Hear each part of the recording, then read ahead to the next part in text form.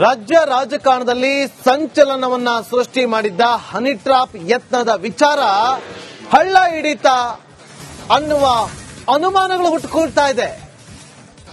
ಉನ್ನತ ಮಟ್ಟದ ತನಿಖೆಗೆ ನಾವು ಆಗ್ರಹಿಸ್ತೀವಿ ಅಂತ ಹೇಳ್ತಾ ಇದ್ದವರು ಇವತ್ತು ಅದಕ್ಕೆ ಹೈಕಮಾಂಡ್ ವರಿಷ್ಠರೇ ರೆಡ್ ಸಿಗ್ನಲ್ ಕೊಟ್ರ. ಬೇಡ ಅಂತ ಹೇಳಿ ಸುಮ್ಮನೆ ಮಾಡಿದ್ರ, ತನಿಖೆ ಮಾಡಿಸೋದು ಬೇಡ ಅಂತ ಹೇಳಿ ಅವರನ್ನ ಸುಮ್ಮನೆ ಮಾಡಿಸುವಂತ ಕೆಲಸವನ್ನ ಹೈಕಮಾಂಡ್ ಮಾಡ್ತಾ ಸುಮ್ಮನಿದ್ಬಿಡಿ ಅಂತೇಳಿ ಸೂಚನೆ ಕೊಟ್ಟಿದ್ದು ಯಾಕೆ?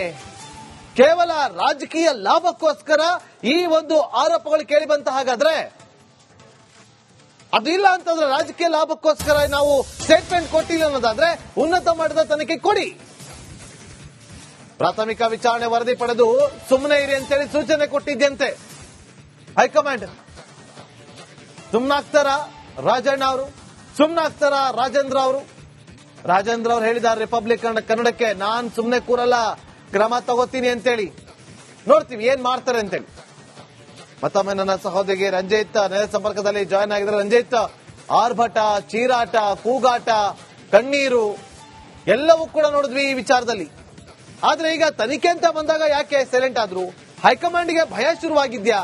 ಏನಾದ್ರೂ ಈ ಒಂದು ತನಿಖೆ ನಡೆದ್ರೆ ಇಬ್ಬಾಗ ಆಗುತ್ತೆ ಅಂತೇಳಿ, ಅಥವಾ ಯಾವ ಕಾರಣಕ್ಕೋಸ್ಕರ ತನಿಖೆಯಲ್ಲಿ ಮಾಡೋದು ಬೇಡ, ದೊಡ್ಡ ಮಟ್ಟದಲ್ಲಿ ಸುಮ್ಮನಾಗ್ಬಿಡಿ ಅಂತೇಳಿ ಸೂಚನೆ ಕೊಟ್ಟಿದ್ದು ಯಾಕೆ ಅಂತ ರಂಜಿತ್? ಖಂಡಿತ ನಾಗೇಂದ್ರ ಬಾಬು, ನೋಡಿ, ಯಾವಾಗ ಸದನದ ಒಳಗಡೆ ರಾಜಣ್ಣ ಅವರು, ಯಾರು ಹಿರಿಯ ಮಂತ್ರಿಗಳು ಸದನದ ಒಳಗಡೆ ಮಾತಾಡ್ತಾ ನನ್ನ ಮೇಲೆ ಹನಿ ಟ್ರ್ಯಾಪ್ ಪ್ರಯತ್ನ ಆಗಿತ್ತು ಅನ್ನೋದೆಲ್ಲ ವಿಚಾರ ಹೇಳಿದ್ರು, ರಾಜ್ಯ ಮಟ್ಟದಲ್ಲಿ ದೊಡ್ಡ ರೀತಿಯಲ್ಲಿ ಸಂಚಲನಕ್ಕೆ ಕಾರಣ ಆಗಿತ್ತು. ಅದಾದ ನಂತರ ಅದನ್ನ ಹಳ್ಳ ಹಿಡಿಸಿದಂತ ರೀತಿ ಇದೆಯಲ್ಲ, ರಾಜಣ್ಣ ಅವರು ಹೇಳ್ತಾರೆ ಸದನದಲ್ಲಿ ಮಾತಾಡುವಾಗ ನನ್ನ ಹತ್ರ ಅದಕ್ಕೆಲ್ಲವೂ ಕೂಡ ಪೂರಕವಾದ ದಾಖಲೆಗಳಿದ್ದಾವೆ, ನನ್ನ ಹತ್ರ ಸಾಕ್ಷಿಗಳಿದ್ದಾವೆ, ಎವಿಡೆನ್ಸ್ ಇದ್ದಾವೆ, ಯಾರ್ಯಾರಿದ್ದಾರೆ ಎಲ್ಲವನ್ನು ಕೂಡ, ಇಂಥದ್ದೊಂದು ಕೊಳಕು ಸಂಸ್ಕೃತಿ ನಮ್ಮ ಕರ್ನಾಟಕ ರಾಜಕಾರಣದಲ್ಲಿ ಅಂಟೋದು ಬೇಡ, ಇದನ್ನ ನಾವು ನಿರ್ಮೂಲನೆ ಮಾಡಬೇಕು ಅನ್ನೋದ್ರ ಕುರಿತಾಗಿ ಮಾತಾಡಿದ್ರು. ಆದ್ರೆ ಅದಾದ ನಂತರ ನನ್ನ ಬಳಿ ಯಾವುದೇ ಎವಿಡೆನ್ಸ್ ಇಲ್ಲ ಅಂತ ಹೇಳಿ ಎಲ್ಲ ಅವ್ರು ಹೇಳಿದ್ದು. ಆ ನಂತರ ತನಿಖೆ ಸಾಗಿದಂತ ರೀತಿ, ಹೋಮ್ ಮಿನಿಸ್ಟರ್ ಗವರ್ನರ್ಗೆ ಅದನ್ನ ಶಿಫಾರಸು ಮಾಡಿದ್ದು, ಇದೆಲ್ಲವೂ ಕೂಡ ದೊಡ್ಡ ಮಟ್ಟದಲ್ಲಿ ಚರ್ಚೆ ಆಗಿತ್ತು. ಮತ್ತೆ ಹನಿ ಟ್ರ್ಯಾಪ್ ಈ ದಿಕ್ಕು ಸಾಗುವಂತ ತನಿಖೆಯ ದಿಕ್ಕಿದೆಯಲ್ಲ, ಅದು ಬೇರೆ ರೀತಿಯಲ್ಲಿ ಡೈವರ್ಟ್ ಆಗಿತ್ತು.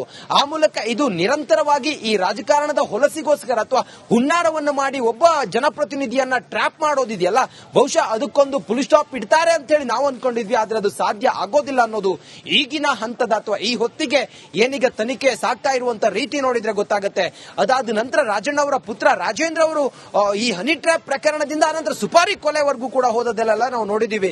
ಒಟ್ಟಾರೆ ಸದ್ಯಕ್ಕೆ ರಾಜ್ಯ ರಾಜಕಾರಣದಲ್ಲಿ ಬಹು ಚರ್ಚಿತ ವಿಚಾರ ಅಥವಾ ದೊಡ್ಡ ಮಟ್ಟದಲ್ಲಿ ಸಂಚಲನಕ್ಕೆ ಕಾರಣ ಆದಂತಹ ಹನಿ ಟ್ರ್ಯಾಪ್ ಪ್ರಕರಣ ಬಹುಶಃ ಒಂದು ಇತ್ಯರ್ಥ ಆಗುವಂತ ಯಾವುದೇ ಸಾಧ್ಯತೆಗಳು ನಮ್ಮ ಕಣ್ಮುಂದಿಲ್ಲ ಅನ್ನೋದು ಈಗಿನ ಬೆಳವಣಿಗೆಯನ್ನ ನೋಡ್ತಾ ಇದ್ರೆ ಗೊತ್ತಾಗುತ್ತೆ. Nagendra Babu. Okay, thank you Ranjith ನಿಮ್ಮೆಲ್ಲ ಮಾಹಿತಿಗಾಗಿ. ರಾಜ್ಯ ರಾಜಕಾರಣದಲ್ಲಿ ಸಂಚಲನವನ್ನ ಸೃಷ್ಟಿ ಮಾಡಿದ್ದ ಹನಿ ಟ್ರಾಪ್ ಯತ್ನದ ವಿಚಾರ ಹಳ್ಳ ಹಿಡಿತ ಅನ್ನುವ ಅನುಮಾನಗಳು ಹುಟ್ಟುಕೊಳ್ತಾ ಇದೆ. ಉನ್ನತ ಮಟ್ಟದ ತನಿಖೆಗೆ ನಾವು ಆಗ್ರಹಿಸ್ತೀವಿ ಅಂತ ಹೇಳ್ತಾ ಇದ್ದವರು ಇವತ್ತು ಅದಕ್ಕೆ ಹೈಕಮಾಂಡ್ ವರಿಷ್ಠರೇ ರೆಡ್ ಸಿಗ್ನಲ್ ಕೊಟ್ರ. ಬೇಡ ಅಂತ ಹೇಳಿ ಸುಮ್ಮನೆ ಮಾಡಿದ್ರ, ತನಿಖೆ ಮಾಡಿಸೋದು ಬೇಡ ಅಂತೇಳಿ ಅವರನ್ನ ಸುಮ್ಮನೆ ಮಾಡಿಸುವಂತ ಕೆಲಸವನ್ನ ಹೈಕಮಾಂಡ್ ಮಾಡ್ತಾ ಸುಮ್ಮನಿದ್ಬಿಡಿ ಅಂತೇಳಿ ಸೂಚನೆ ಕೊಟ್ಟಿದ್ದು ಯಾಕೆ? ಕೇವಲ ರಾಜಕೀಯ ಲಾಭಕ್ಕೋಸ್ಕರ ಈ ಒಂದು ಆರೋಪಗಳು ಕೇಳಿ ಬಂತ. ಹಾಗಾದ್ರೆ ಅದು ಇಲ್ಲ ಅಂತಂದ್ರೆ ರಾಜಕೀಯ ಲಾಭಕ್ಕೋಸ್ಕರ ನಾವು ಸ್ಟೇಟ್ಮೆಂಟ್ ಕೊಟ್ಟಿಲ್ಲ ಅನ್ನೋದಾದ್ರೆ ಉನ್ನತ ಮಟ್ಟದ ತನಿಖೆ ಕೊಡಿ. ಪ್ರಾಥಮಿಕ ವಿಚಾರಣೆ ವರದಿ ಪಡೆದು ಸುಮ್ಮನೆ ಇರಿ ಅಂತೇಳಿ ಸೂಚನೆ ಕೊಟ್ಟಿದ್ದಂತೆ ಹೈಕಮಾಂಡ್. ಸುಮ್ನಾಗ್ತಾರ ರಾಜಣ್ಣ ಅವರು, ಸುಮ್ನಾಗ್ತಾರ ರಾಜೇಂದ್ರ ಅವರು. ರಾಜೇಂದ್ರ ಅವರು ಹೇಳಿದ್ದಾರೆ ರಿಪಬ್ಲಿಕ್ ಕನ್ನಡಕ್ಕೆ, ನಾನ್ ಸುಮ್ನೆ ಕೂರಲ್ಲ, ಕ್ರಮ ತಗೋತೀನಿ ಅಂತೇಳಿ. ನೋಡ್ತೀವಿ ಏನ್ ಮಾಡ್ತಾರೆ ಅಂತೇಳಿ. ಮತ್ತೊಮ್ಮೆ ನನ್ನ ಸಹೋದರಿಗೆ ರಂಜಿತ್ ನೇರ ಸಂಪರ್ಕದಲ್ಲಿ ಜಾಯ್ನ್ ಆಗಿದ್ದಾರೆ. ರಂಜಿತ್, ಆರ್ಭಟ, ಚೀರಾಟ, ಕೂಗಾಟ, ಕಣ್ಣೀರು ಎಲ್ಲವೂ ಕೂಡ ನೋಡಿದ್ವಿ ಈ ವಿಚಾರದಲ್ಲಿ. ಆದ್ರೆ ಈಗ ತನಿಖೆ ಅಂತ ಬಂದಾಗ ಯಾಕೆ ಸೈಲೆಂಟ್ ಆದ್ರು? ಹೈಕಮಾಂಡ್ಗೆ ಭಯ ಶುರುವಾಗಿದ್ಯಾ? ಏನಾದ್ರೂ ಈ ಒಂದು ತನಿಖೆ ನಡೆದ್ರೆ ಇಬ್ಬಾಗ ಆಗುತ್ತೆ ಅಂತೇಳಿ, ಅಥವಾ ಯಾವ ಕಾರಣಕ್ಕೋಸ್ಕರ ತನಿಖೆಯಲ್ಲಿ ಮಾಡೋದು ಬೇಡ, ದೊಡ್ಡ ಮಟ್ಟದಲ್ಲಿ ಸುಮ್ಮನಾಗ್ಬಿಡಿ ಅಂತೇಳಿ ಸೂಚನೆ ಕೊಟ್ಟಿದ್ದು ಯಾಕೆ ಅಂತ ರಂಜಿತ್? ಖಂಡಿತ ನಾಗೇಂದ್ರ ಬಾಬು ನೋಡಿ, ಯಾವಾಗ ಸದನದ ಒಳಗಡೆ ರಾಜಣ್ಣ ಅವರು ಯಾರು ಹಿರಿಯ ಮಂತ್ರಿಗಳು ಸದನದ ಒಳಗಡೆ ಮಾತಾಡ್ತಾ ನನ್ನ ಮೇಲೆ ಹನಿ ಟ್ರ್ಯಾಪ್ ಪ್ರಯತ್ನ ಆಗಿತ್ತು ಅನ್ನೋದೆಲ್ಲ ವಿಚಾರ ಹೇಳಿದ್ರು, ರಾಜ್ಯ ಮಟ್ಟದಲ್ಲಿ ದೊಡ್ಡ ರೀತಿಯಲ್ಲಿ ಸಂಚಲನಕ್ಕೆ ಕಾರಣ ಆಗಿತ್ತು. ಅದಾದ ನಂತರ ಅದನ್ನ ಹಳ್ಳ ಹಿಡಿಸಿದಂತ ರೀತಿ ಇದೆಯಲ್ಲ, ರಾಜಣ್ಣ ಅವರು ಹೇಳ್ತಾರೆ ಸದನದಲ್ಲಿ ಮಾತಾಡುವಾಗ ನನ್ನ ಹತ್ರ ಅದಕ್ಕೆಲ್ಲವೂ ಕೂಡ ಪೂರಕವಾದ ದಾಖಲೆಗಳಿದ್ದಾವೆ, ನನ್ನ ಹತ್ರ ಸಾಕ್ಷಿಗಳಿದ್ದಾವೆ, ಎವಿಡೆನ್ಸ್ ಇದ್ದಾವೆ, ಯಾರ್ಯಾರಿದ್ದಾರೆ ಎಲ್ಲವನ್ನು ಕೂಡ ಇಂಥದ್ದೊಂದು ಕೊಳಕು ಸಂಸ್ಕೃತಿ ನಮ್ಮ ಕರ್ನಾಟಕ ರಾಜಕಾರಣದಲ್ಲಿ ಅಂಟೋದು ಬೇಡ, ಇದನ್ನ ನಾವು ನಿರ್ಮೂಲನೆ ಮಾಡಬೇಕು ಅನ್ನೋದ್ರ ಕುರಿತಾಗಿ ಮಾತಾಡಿದ್ರು. ಆದ್ರೆ ಅದಾದ ನಂತರ ನನ್ನ ಬಳಿ ಯಾವುದೇ ಎವಿಡೆನ್ಸ್ ಇಲ್ಲ ಅಂತ ಹೇಳಿ ಎಲ್ಲ ಅವ್ರು ಹೇಳಿದ್ದು. ಆ ನಂತರ ತನಿಖೆ ಸಾಗಿದಂತ ರೀತಿ, ಹೋಮ್ ಮಿನಿಸ್ಟರ್ ಗವರ್ನರ್ಗೆ ಅದನ್ನ ಶಿಫಾರಸು ಮಾಡಿದ್ದು, ಇದೆಲ್ಲವೂ ಕೂಡ ದೊಡ್ಡ ಮಟ್ಟದಲ್ಲಿ ಚರ್ಚೆ ಆಗಿತ್ತು. ಮತ್ತೆ ಹನಿ ಟ್ರ್ಯಾಪ್ ಈ ದಿಕ್ಕು ಸಾಗುವಂತ ತನಿಖೆಯ ದಿಕ್ಕಿದೆಯಲ್ಲ, ಅದು ಬೇರೆ ರೀತಿಯಲ್ಲಿ ಡೈವರ್ಟ್ ಆಗಿತ್ತು. ಆ ಮೂಲಕ ಇದು ನಿರಂತರವಾಗಿ ಈ ರಾಜಕಾರಣದ ಹೊಲಸಿಗೋಸ್ಕರ ಅಥವಾ ಹುನ್ನಾರವನ್ನು ಮಾಡಿ ಒಬ್ಬ ಜನಪ್ರತಿನಿಧಿಯನ್ನ ಟ್ರ್ಯಾಪ್ ಮಾಡೋದಿದೆಯಲ್ಲ, ಬಹುಶಃ ಅದಕ್ಕೊಂದು ಫುಲ್ ಸ್ಟಾಪ್ ಇಡ್ತಾರೆ ಅಂತ ಹೇಳಿ ನಾವು ಅಂದ್ಕೊಂಡಿದ್ವಿ. ಆದ್ರೆ ಅದು ಸಾಧ್ಯ ಆಗೋದಿಲ್ಲ ಅನ್ನೋದು ಈಗಿನ ಹಂತದ ಅಥವಾ ಈ ಹೊತ್ತಿಗೆ ಏನೀಗ ತನಿಖೆ ಸಾಗ್ತಾ ಇರುವಂತ ರೀತಿ ನೋಡಿದ್ರೆ ಗೊತ್ತಾಗುತ್ತೆ. ಅದಾದ ನಂತರ ರಾಜಣ್ಣ ಅವರ ಪುತ್ರ ರಾಜೇಂದ್ರ ಅವರು ಈ ಹನಿ ಟ್ರ್ಯಾಪ್ ಪ್ರಕರಣದಿಂದ ಆನಂತರ ಸುಪಾರಿ ಕೊಲೆವರೆಗೂ ಕೂಡ ಹೋದದೆಲ್ಲ ನಾವು ನೋಡಿದೀವಿ. ಒಟ್ಟಾರೆ ಸದ್ಯಕ್ಕೆ ರಾಜ್ಯ ರಾಜಕಾರಣದಲ್ಲಿ ಬಹು ಚರ್ಚಿತ ವಿಚಾರ ಅಥವಾ ದೊಡ್ಡ ಮಟ್ಟದಲ್ಲಿ ಸಂಚಲನಕ್ಕೆ ಕಾರಣ ಆದಂತಹ ಹನಿ ಟ್ರ್ಯಾಪ್ ಪ್ರಕರಣ ಬಹುಶಃ ಒಂದು ಇತ್ಯರ್ಥ ಆಗುವಂತ ಯಾವುದೇ ಸಾಧ್ಯತೆಗಳು ನಮ್ಮ ಕಣ್ಮುಂದಿಲ್ಲ ಅನ್ನೋದು ಈಗಿನ ಬೆಳವಣಿಗೆಯನ್ನ ನೋಡ್ತಾ ಇದ್ರೆ ಗೊತ್ತಾಗುತ್ತೆ. Nagendra Babu. Okay, thank you Ranjith ನಿಮ್ಮೆಲ್ಲ ಮಾಹಿತಿಗಾಗಿ. ರಾಜ್ಯ ರಾಜಕಾರಣದಲ್ಲಿ ಸಂಚಲನವನ್ನ ಸೃಷ್ಟಿ ಮಾಡಿದ್ದ ಹನಿ ಟ್ರಾಪ್ ಯತ್ನದ ವಿಚಾರ ಹಳ್ಳ ಹಿಡಿತ ಅನ್ನುವ ಅನುಮಾನಗಳು ಹುಟ್ಟುಕೊಳ್ತಾ ಇದೆ.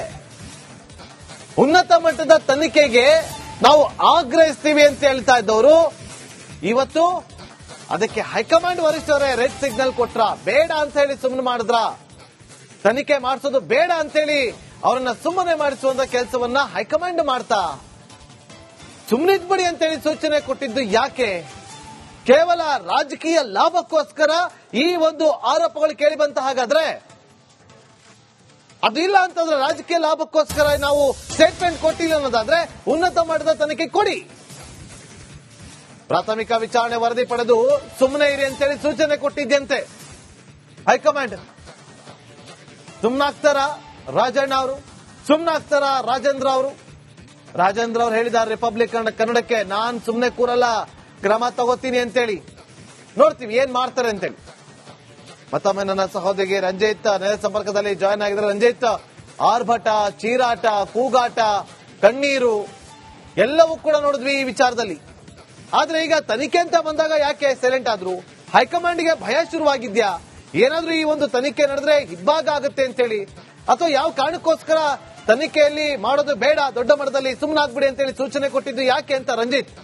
ಖಂಡಿತ ನಾಗೇಂದ್ರ ಬಾಬು ನೋಡಿ, ಯಾವಾಗ ಸದನದ ಒಳಗಡೆ ರಾಜಣ್ಣ ಅವರು ಯಾರು ಹಿರಿಯ ಮಂತ್ರಿಗಳು ಸದನದ ಒಳಗಡೆ ಮಾತಾಡ್ತಾ ನನ್ನ ಮೇಲೆ ಹನಿ ಟ್ರ್ಯಾಪ್ ಪ್ರಯತ್ನ ಆಗಿತ್ತು ಅನ್ನೋದೆಲ್ಲ ವಿಚಾರ ಹೇಳಿದ್ರು, ರಾಜ್ಯ ಮಟ್ಟದಲ್ಲಿ ದೊಡ್ಡ ರೀತಿಯಲ್ಲಿ ಸಂಚಲನಕ್ಕೆ ಕಾರಣ ಆಗಿತ್ತು.